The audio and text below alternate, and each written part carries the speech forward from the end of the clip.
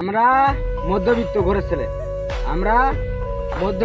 ছেলে, আমরা পকেটে 350 টাকা নিয়ে বেরিয়ে 3.5 লাখ টাকার ফোরবি কিনার স্বপ্ন দেখি।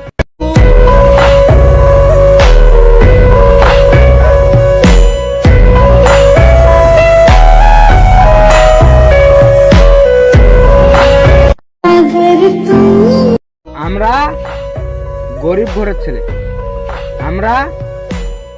ঘরের ছেলে, আমাদের স্বপ্ন হাজার কিন্তু বাস্তবতা শূন্য।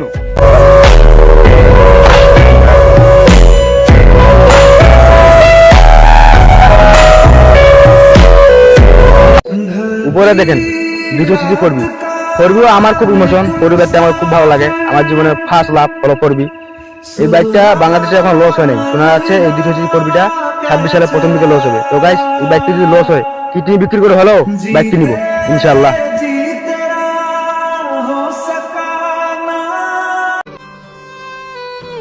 লাখ টাকার স্বপ্ন পাবো কিনা জানি না, তবে তার প্রতি মায়া কখনোই কমবে না। আই লাভ ইউ ফোরবি, আমি তোমাকে অনেক ভালোবাসি।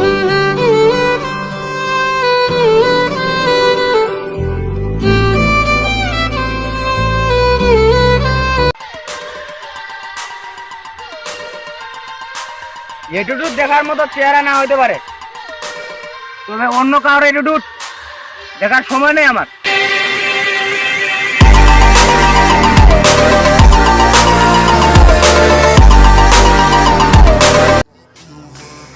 নিজেকে এমন ভাবে তৈরি করো যে তুমি রাস্তায় বাইক নিয়ে বের হলে মানুষ তোমার 3.5 লাখ টাকার ফোরবির দিকে নয়, তোমার চেহারার দিকে তাকায়।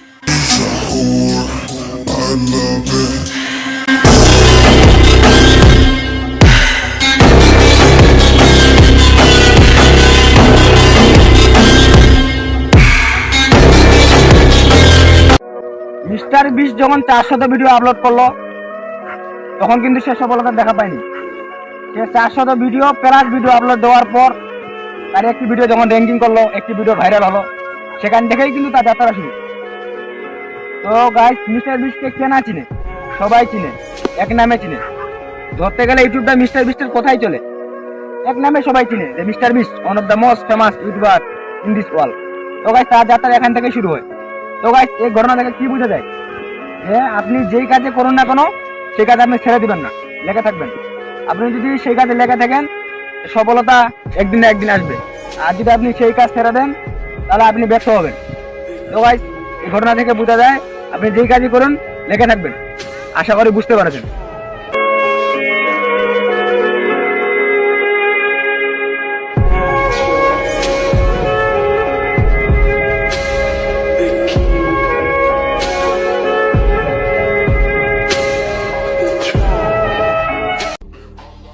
এখন এলাকার এক ছোট ভাতিজা আমাকে বলতেছে, কাস্টম খেলবা নাকি চাস? তো আরে আমি যখন ফ্রি ফায়ার স্টার্ট দিছি তখন তোরা মুসলমানই করাইতে ব্যস্ত, ফোনটা পুরাতন হয়ে গেছে, এই জন্য খুব একটা ভালো গেম বেলা হয় না, এই জন্য তোমাদের সাথে কাস্টমে আমি হেরে যাই।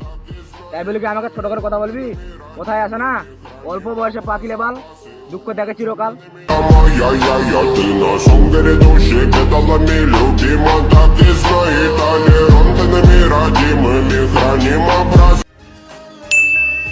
আম্মুকে পাঠালাম মায়ের বাড়ি, আব্বুকে পাঠালাম শ্বশুর বাড়ি, ভাইয়াকে পাঠালাম মামার বাড়ি, আমি গেলাম নানির বাড়ি।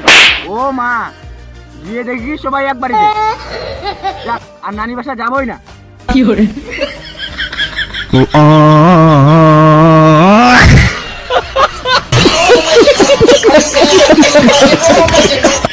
কি একটা কপাল নিয়ে এই দুনিয়ায় আইছি ভাই, এই কপালে দুঃখ ছাড়া কিছু নেই। আসলে বাস্তবতা খুব কঠিন, যেই ছেলে পকেটে টাকা থাকে না তাকে কেউ ভালোবাসে না।